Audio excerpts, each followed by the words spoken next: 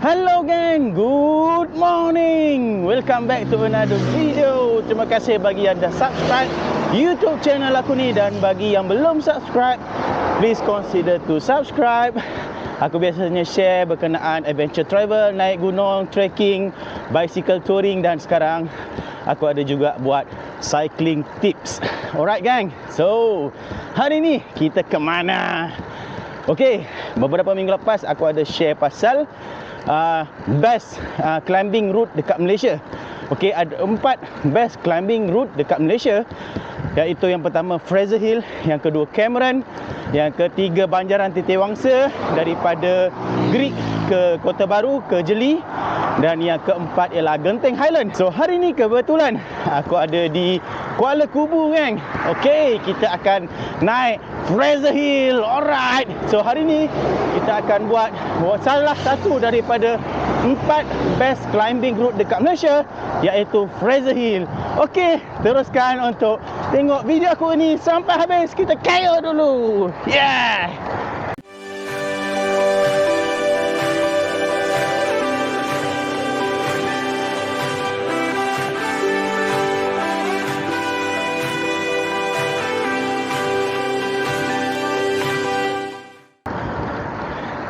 Okey geng, dalam video aku yang lepas juga, okey, korang boleh tengok dekat link ke atas ni ataupun dekat description, aku ada share juga berkenaan jenis-jenis basikal. So korang dah tahu aku dah share berkenaan jenis basikal, iaitu kita ada sekurang-kurangnya 3 jenis basikal. Yang pertama ialah endurance bike, yang kedua ialah aero bike, dan juga yang ketiga ialah lightweight climbing bike. Okey, wow, lawanya ada tasik babe. So daripada ketiga-tiga jenis basikal ni, of course untuk naik ke Fraser Hill, yang terbaik ialah lightweight climbing bike. Okay, so aku nak review sikit basikal aku yang aku guna sekarang. So sebenarnya frame aku ni bukan lightweight, aku gunakan endurance bike. Frame aku ni adalah Ridley Phoenix. Ridley Phoenix ialah endurance bike. Dia agak tak berapa sesuai untuk climbing, tapi boleh juga sebenarnya. Dia almost all rounder lah. Okay, dan dia bukan aero bike juga. Okay, and then rim. Okay, rim juga mempengaruhi kita punya ride. Okay, sangat-sangat mempengaruhi lah. Okay, so sekarang ni aku gunakan deep wheel yang tebal, high profile 60mm. So sebenarnya rim aku ni sangat-sangat tak sesuai lah untuk climbing macam Fraser Hill ni.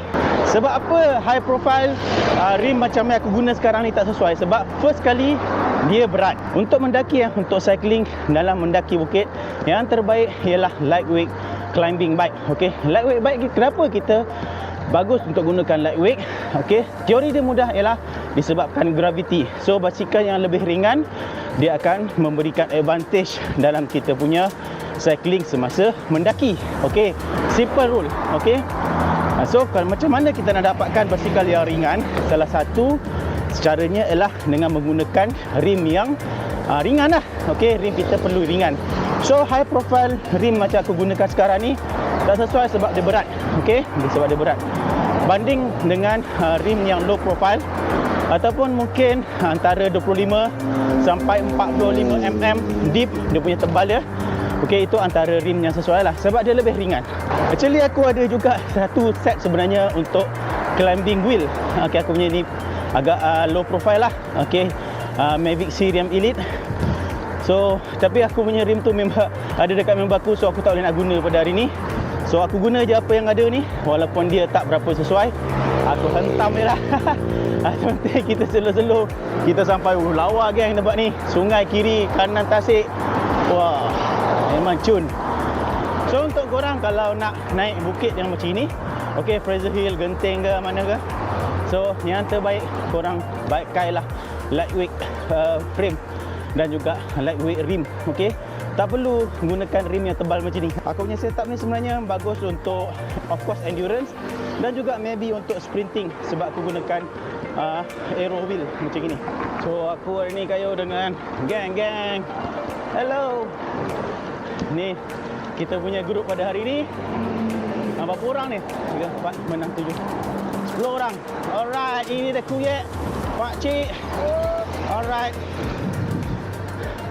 So untuk climbing, dalam grup kita ni ada satu je basikal yang best untuk climbing.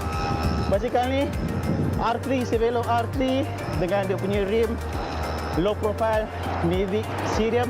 So bike ni adalah antara bike yang terbaik untuk hari ni untuk naik ke Fraser Hill. Okey. R3, Cervelo R3 dia memang lightweight climbing bike lah. Okey. Yang pakai Kak Jaja, so Kak Jaja mesti sampai dulu agaknya. Ini ada juga satu frame yang okey. Dia adalah steel frame climbing bike, tapi dia tak lightweight sebab dia steel.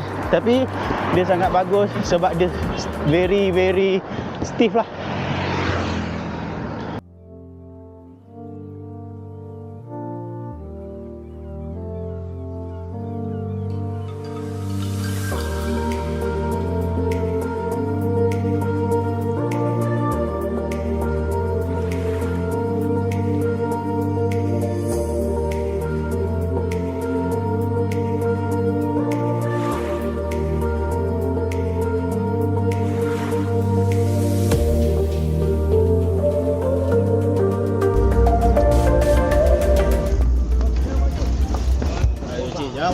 Jatuh je dekat kamera ni. Alright guys, so dalam video yang lepas tu aku dah share berkenaan jenis-jenis basikal macam aku cakap tadi. So kalau korang nak tahu sebenarnya cyclist pun ada beberapa jenis cyclist. Okay, sama macam permainan bola. Dalam permainan bola kita ada midfielder, ada striker, ada defender. So sama macam cycling. Okay, cycling ni kita ada beberapa jenis kategori mengikut kelebihan cyclist tu sendiri. Okey, yang pertama, yang paling famous, yang semua orang akan tahu, yang biasanya akan memenangi stage-stage perlombaan basikal, iaitu sprinter, iaitu cyclist yang mempunyai kelebihan dalam sprinting. Maksudnya dia sangat kuat dalam short distance punya sprint. Okey, dan kategori yang kedua ialah climber. So climber ni adalah cyclist yang specialist, yang sangat-sangat terror dengan climbing. Dan yang ketiga ialah time trialist. Time trialist ni ialah cyclist yang mempunyai kelebihan dalam individual time trial. Maknanya dia boleh berbasikal seorang diri tanpa bantuan cyclist yang lain dan maintain dengan speed yang laju dan mengejar masa ataupun time pursuit. Okey, so dalam perlombaan kita ada ketiga-tiga jenis cyclist ni. Dan ada juga cyclist yang ditugaskan sebagai domestik. Domestik ni sebenarnya ia bertugas dan bekerja, sama ada bekerja untuk climber ataupun untuk sprinter mengikut strategi tim masing-masing. Okey, dalam setiap tim ia biasanya akan ada beberapa orang climber dan ada sprinter dan juga ada time trialist. Okey, tapi tak semestinya. Kadang-kadang ada yang tim yang fokus untuk memenangi sprint event sahaja. Okey, dalam perlombaan paling famous ialah Tour de France lah contohnya. Okey, kita mula dengan sprinter tadi. Okey, sprinter biasanya akan berlumba cuba untuk memenangi stage perlombaan itu, dan sprinter ni dikira dengan point pada setiap perlombaan. Okey, biasanya akan ada beberapa sprint point di tengah-tengah stage dan juga di final finish. Okey, so sprinter akan mengumpul point lah senang cakap. Dan domestik tadi dia akan bertugas untuk melindungi dan juga membawa sprinter dia hingga ke garisan penamat dan memenangi stage itu.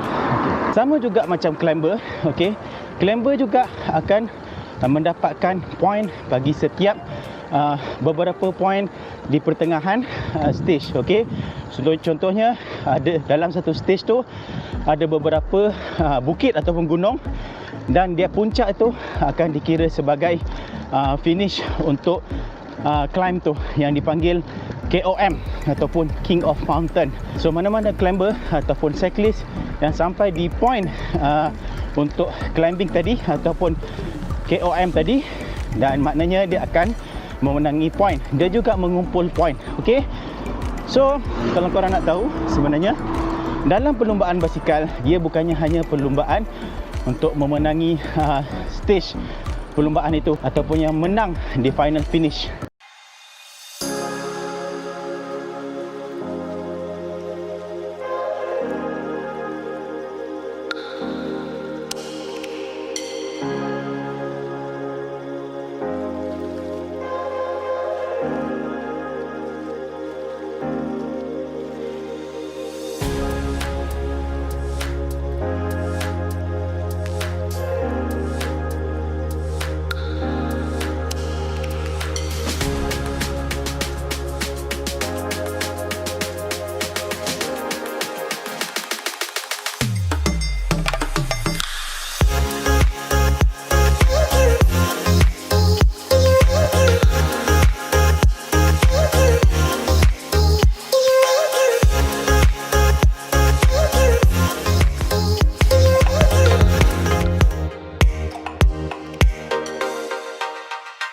So biasanya kita akan cuma nampak orang-orang yang akan memenangi stage perlumbaan kan.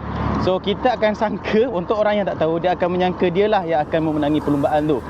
Tapi sebenarnya guys, ada dalam satu perlumbaan basikal, dia bukannya perlumbaan hanya untuk memenangi setiap perlumbaan pada setiap hari. Okey, kita ada beberapa jenis kategori perlumbaan dalam satu event tu. Okey, pertama, dia orang akan berlumba untuk memenangi siapakah climber yang terbaik, ataupun biasanya kalau Tour de France, siapakah yang akan memenangi Polkadot JC. So maknanya ia adalah the best climber dalam perlumbaan itu. Dan juga siapa yang akan memenangi the green jersey. Okey, dia punya jersey dia warna hijau.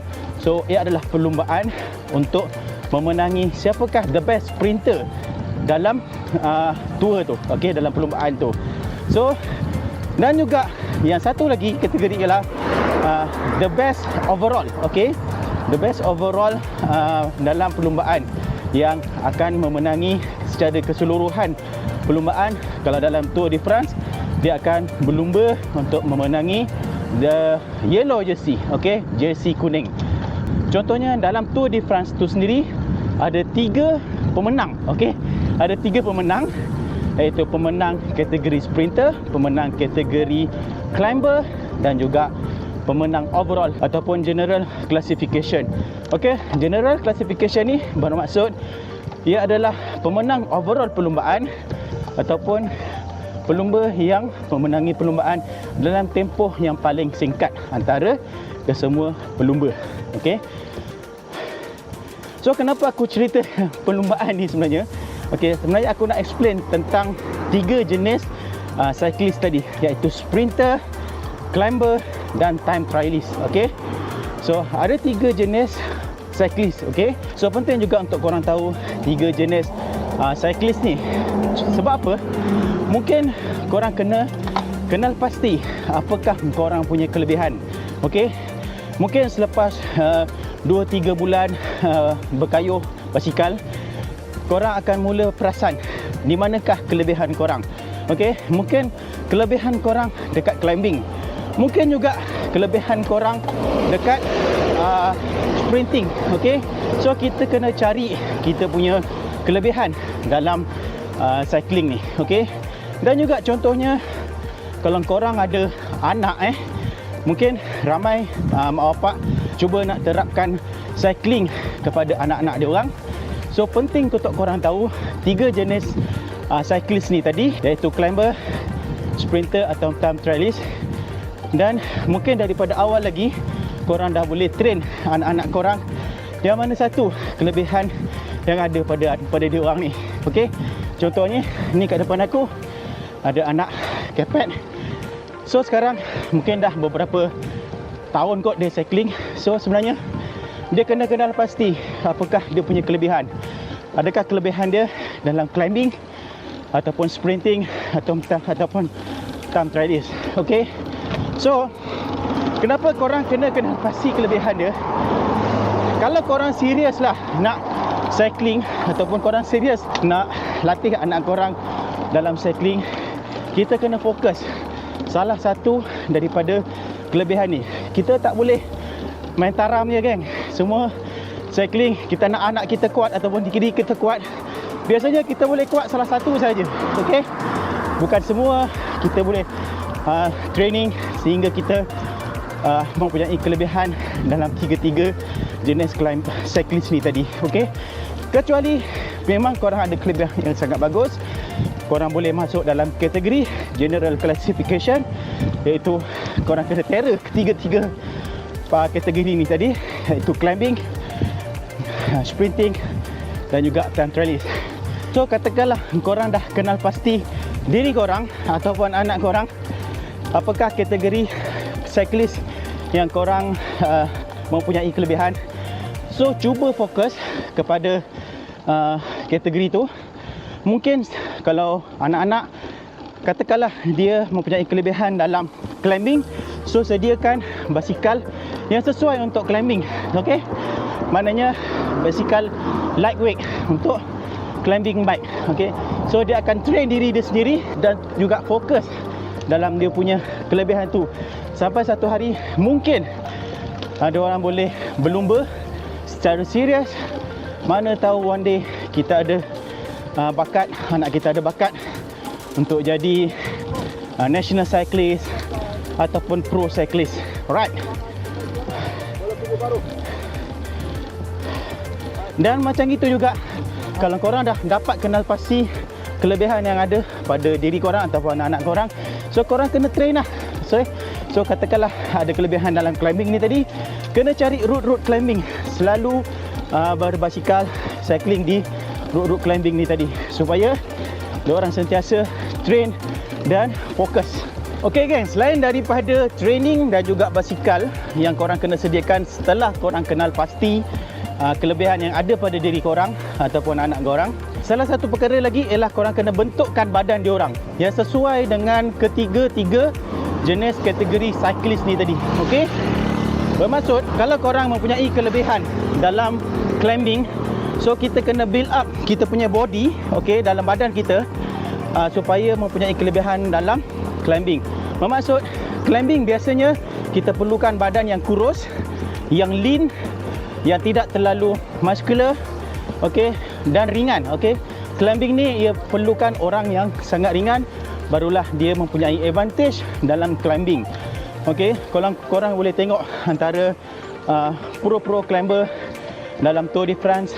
Kalau aku suka Alberto Contador, tapi sekarang dia dah retire lah. So korang boleh nampak dia punya bentuk badan dia kurus, okey, sangat kurus. Antara climber yang terbaik juga kalau sekarang ni mungkin Chris Froome, badan dia kurus, ringan. Okey, itu adalah bentuk badan yang sesuai untuk climbing. Okey, katakanlah korang mempunyai kelebihan dalam sprinting. Untuk sprint, korang perlukan badan yang muscular, mempunyai otot. Okey, contohnya sekarang ni yang agak famous ialah Mark Cavendish. Korang boleh bezakan bentuk badan Mark Cavendish dengan mungkin Tadej Pogačar, agak berbeza. Okey, Mark Cavendish badan dia lebih muscular, dia punya bahu lebih besar, badan dia lebih besar dan berotot. So itu adalah ciri-ciri sprinter yang perlu kita ada, bentuk badan sprinter yang kita perlu buat untuk menjadi seorang sprinter yang baik. Sama jugalah, katakanlah korang berminat dalam kategori kirin macam Azizullah Seniawang ataupun kategori dalam velodrome. Mereka biasanya mempunyai body yang besar, yang berotot, okey, untuk menjadi seorang sprinter yang lebih baik. Okey, kita perlukan otot yang besar untuk sprinting.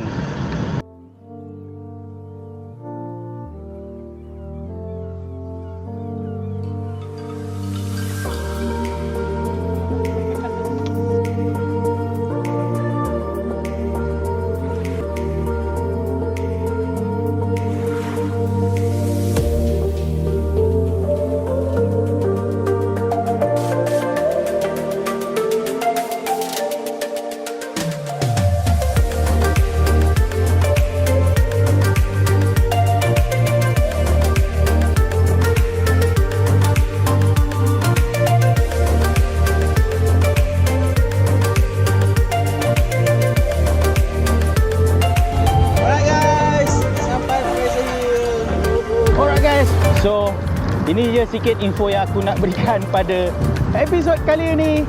Jangan lupa like and subscribe aku punya YouTube video. Dan kita jumpa lagi dalam video-video yang lain, geng. Bye-bye.